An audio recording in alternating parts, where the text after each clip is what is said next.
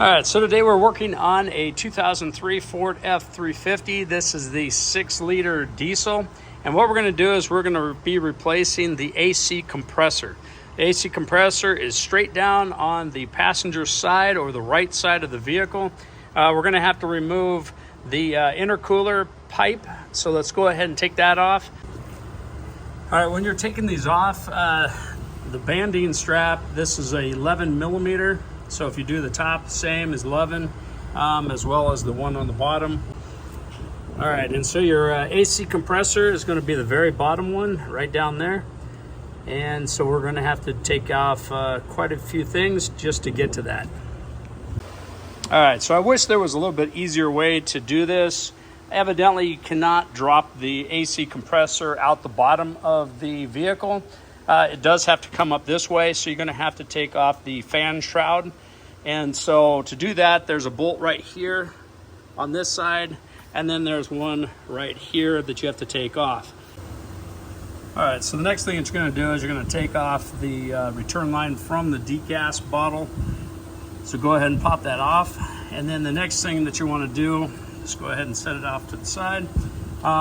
You will get some runoff from this. So your antifreeze might be all over the ground, but it's, you know, if you undo the band, pull it off, and then if you have like a hose plier or something, you can crimp it off or just pull it back and then tie it off.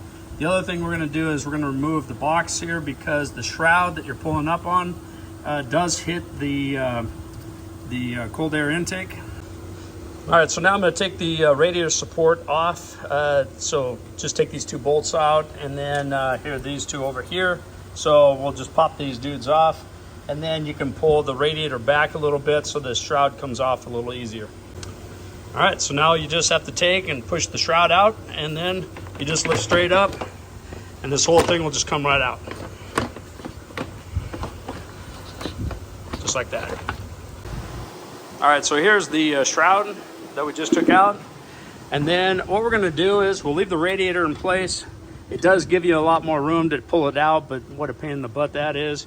So what we're gonna do is we're gonna remove the clutch and the fan and the shroud here. So there's 4 bolts holding that on, and then the electrical connector, which is right here.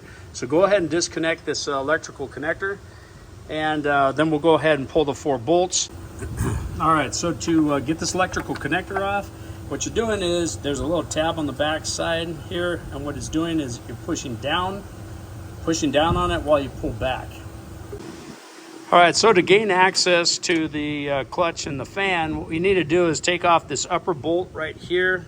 There's a bolt here, and there's one straight down. It's kind of hard to see, but I'll show it to you in a minute, but it's way down, kind of in between. You'll see it right down there. And then on the other side, it's in the same location. And so what you're gonna do is you're gonna remove, it's right up here. So there's this one right here. So it's right here, this section. And then straight down below the intercooler pipe.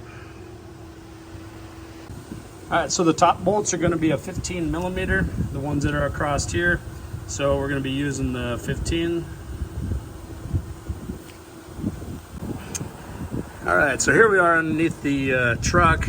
So what you're gonna do, it's this right here. So that you're gonna take that bolt out right there. And then the other one is right on the other side right here. So this actually, you don't have to take this part out. Just take the bolt that's in the front. All right, so what you're gonna do is just pull back on the shroud, and then what we're doing is we're grabbing this this nut on there. This is for the clutch and the fan, and you want to remove that. So that, if you do not have the proper tool to take that off, you can use a 15-inch crescent wrench, and then I'm using a 3/8 inch extension. So go ahead and you feed that down into the pulley itself just to bind it up, and then you can go ahead and get that crescent wrench on there and then break it free. All right, so if that nut is stuck on there and you feel like it's been on there for about 1,000 years, what you need to do is get like an extension, a bar or something that can slide over the handle. I did break it free, and what I did is I just used a dead blow hammer. So you can just hit it, and it's the same righty-tighty, lefty-loosey. On this, it is not reverse threads. Next thing we're going to do is take off the serpentine belt. But before you do that, take pictures. That way you can reroute it the same way that you took it off. Sometimes it gets kind of confusing. So what you're going to do is just take a breaker bar, and then you're going to put it down onto the belt tensioner, and you're going to lock it into the hole at the bottom there. And then what you'll do is pull off tension so you can remove your serpentine belt.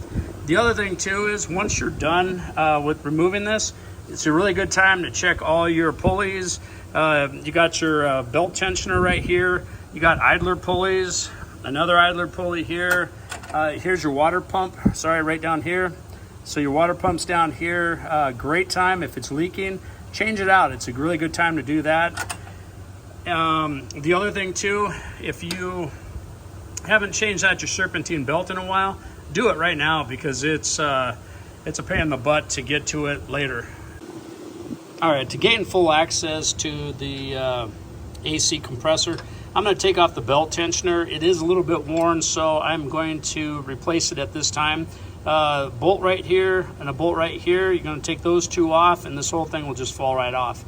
AC compressor, which is right here. Now you have full access to it.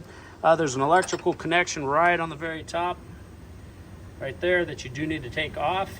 If you look at this, I mean, this thing is just it's solid rust here. This is actually turns really hard, and you should be able to hear that, but it's hanging up. So this whole clutch is bad, and so it's easier just to take and change this whole thing out, because it's also a 2003, and so that's extremely old, and that is the original one that's on there. All right, when you're taking the electrical connection off, be really careful, because it's been there for quite a long time. So what you're going to do is get behind this, and so you want to pry slightly up on it, and then as you do that, you want to pull up on the electrical connection. All right, we're going to go ahead and take out, there's 3 bolts. It's going to be a 1/2 inch, and let me show you where they're located. So here on the new one, you're going to have 2 on the bottom and 1 up on the top. This is where that electrical connector is, right there. That's the electrical connector. And then you've got 2 down there and 1 above. All right, so now we got this pulled out, and we're going to go ahead and just disconnect this bolt here, and then your whole AC lines will be loose, and you'll be able to pull that straight out. All right, so here's the old air conditioning compressor. It's seen better days, but the only thing that was really difficult was this back bolt that was here. All the rest of them weren't too awful bad. What was it, 10 millimeter? And what you're going to do before you go installing it, you want to clean the mating surface on the back side of the AC lines. The other thing that you want to do is set the 2 side by side and make sure they're exactly the same. So your electrical connection and where your ports are at, make sure that everything is exactly the same. All right, so let's go ahead and clean this up here around the mating surfaces. So clean that up. There is another electrical connector, so if you do disconnect this, you want to make sure that you reconnect it before you slide the unit in. All right, so what you want to do is you want to match up your old one with your new one. Make sure your electrical connection's good. The other thing is when you take off the top piece here on the new AC compressor, they're going to come with O-rings that are black. You can't use those. They do supply you with the new green these are made strictly for your refrigerant that's going in there, your R134A. So go ahead and remove these, put in your new green O-ring, and then we're going to put Nylog red on here just to help for the sealing purposes of it.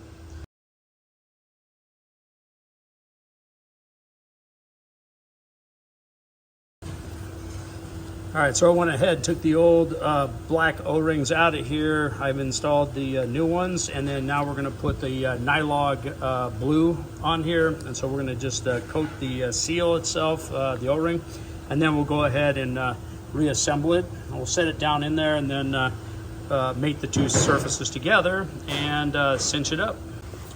All right, so what we're going to do is make sure that this bolt back here is tight. And then because you don't want anything to leak back here. And then also when you're putting on the electrical connection, you'll hear it click, so go ahead and fit that electrical connection. This one I'm going to wait on until the very end. So when you're installing this bolt here, so the back one, you need to put that in, slide it in before you slide the air conditioning compressor back in to its original spot. Now, the other thing that's nice here is it does have guide pins that help you right here. So there's a guide pin, there's two of them. There's one right here, and there's one right here on the very bottom. The other one doesn't have it, but those two. Now, I'll show you a strap technique that actually is, that works really well if you're working by yourself, where you can actually hold it in place. You don't have to worry about holding it up with one hand, because that really gets to you after a while. Here's a little trick that I've learned in the past. Just go ahead and take a ratcheting tie down, run it up over your alternator, and then just straight down around the body of it. All right, so now that the air conditioning compressor is all bolted in place, go ahead and make all your electrical connections. So you got this one and you've got this other one, so there's two different ones. Go ahead and make those electrical connections now, at least double check to make sure they're connected. So then after that, what we're going to do is we'll install the belt tensioner. All right, so one thing to point out real quick is your wiring harness, you want it to run down in between the backside, but in between the 2 points here where the bolts go through, and that way it tucks up against the engine block itself, and then the belt is free to turn, it won't cut it. All right, now that the belt tensioner is in and bolted down, let's go ahead and run your serpentine belt. If you forgot how to install it, hopefully you took a picture. If not, here is the diagram for the 6.0.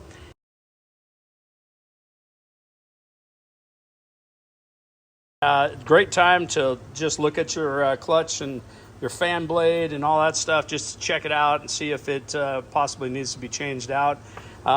Ready to install this, so that's the next thing that we're going to be doing. So let's go ahead and get underway. It does help if you have two people. All right, so as you're loading it down in, you want to make sure that you are careful not hitting the fins on the radiator. They do damage pretty easy.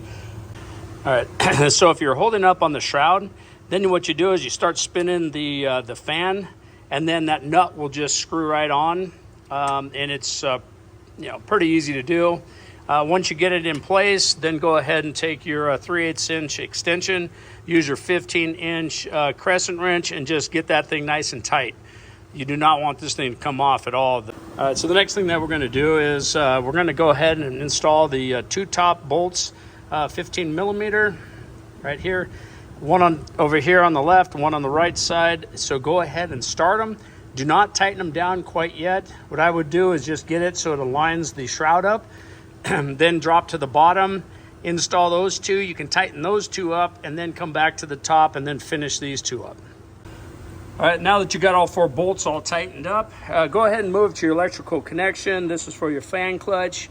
Go ahead and put your electrical connector together. Make sure it locks in place. You'll hear a click, and then you're good to go. All right, so the next thing that we're gonna do is drop our radiator fan shroud into place. So let's go ahead and do that. All right, so as you're installing this, you actually have little tabs right here on the bottom of the fan shroud that do go down, and they recess down into the radiator itself. So make sure that this is seated down into the radiator. As you slide it down, you're gonna have to slide underneath the vehicle and make sure that this pin here and this one are in that slot. You'll see it when you get down there. All right, so this is what I'm talking about right here. So these little tabs have to slide down into here and right there. All right, so the next thing that we're gonna do is the radiator hold down. So go ahead and pop that on there, and let's bolt that down and do the same on the other side.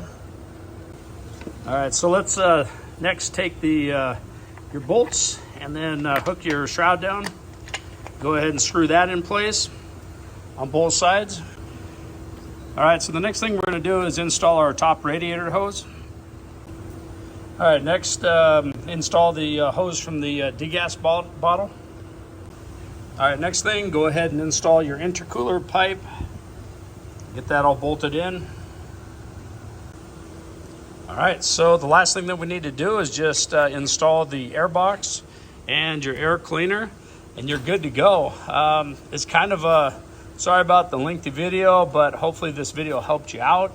I do have a ton of videos coming up for the Ford F350s, the F250s, 6-liter diesel, Triton V10s. So stay tuned for that. If you're looking for a video on how to change out your fuel injectors on the 6-liter diesel, please put me on your subscribe list, because I've got one coming up. That is the next thing I'm going to be doing actually on this particular truck. We're going to be replacing the driver's side fuel injectors. So stay tuned for that. Hope this helped. Please like, subscribe, and I'll see you on the next one.